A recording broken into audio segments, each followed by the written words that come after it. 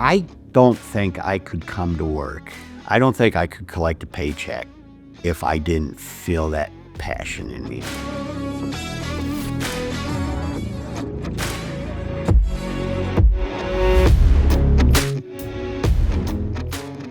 My story of Town and Country started in July of 1979. That's the year my father passed away.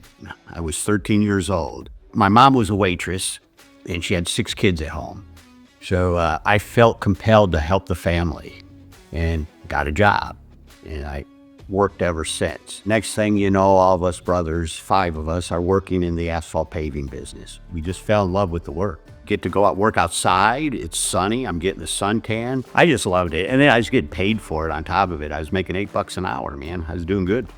I took the reins of the company probably in I'd say right at 2000. I was able to incorporate a lot of those principles from my schooling, from my experience, and help build Town and Country from just a simple mom and pop shop to a respectable paving company. One of the biggest rewards I get out of it is to see an employee buy a new car, buy a house, to be a part of our community.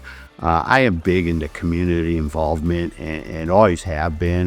This is where I live. This is where I work. This is where my friends and family are. We built this. This is ours. This is us. And the cool thing about Rieth-Riley is the ESOP. It still is. I still own this, right? As a matter of fact, in the early days, we bought our first real paver, self-propelled paver. We bought a used paver from Rieth-Riley, and it was a great machine. So I felt good about Rieth-Riley. Before the signing, it was February 8th. I remember the day. Maybe it was a week before, I bought my office in, staff together, and I announced that we were selling to Rieth-Riley, and a lot of jaws dropped. Like, what does that mean? I assured them that everybody will continue being employed. We're still Town and Country. Nothing is changing. I take it on as if nothing has changed. It's still mine to take care of. They had to let it sink in. And I expected that because, quite honestly, when the signing came, I had to let it sink in, right? It's not easy, but didn't lose an employee. Everybody stayed on board. And as it progressed through time, I would say 90% of those employees are still here.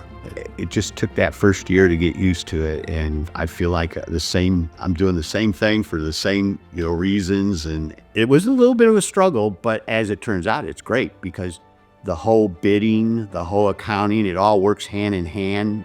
We have better records in that regard. That was one of the things that we didn't do as well. I feel as Rieth-Riley did a great job how we integrate our estimating with our accounting, with our job tracking. Again, the words that I was told from the get-go, in my early discussions with Keith, have remained true. They held up their end of the bargain. We held up our end of the bargain. I feel like we're holding up our end of the bargain.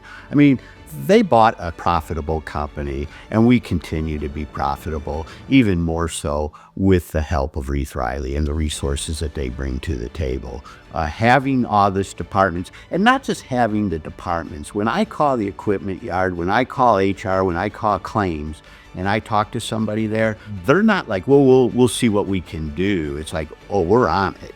And I appreciate that a lot. They said what they did what they said, right? And that earns my respect every time.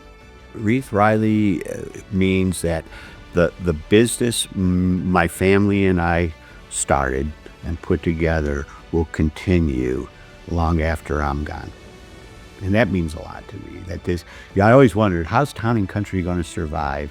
And today, it doesn't matter if it's Town and Country or Rieth-Riley to me. It doesn't. I am fine with it. I think I've proven to my employees it's fine that I just like the legacy of the Urbano family that started this company. It'll be here when we're no longer involved with it.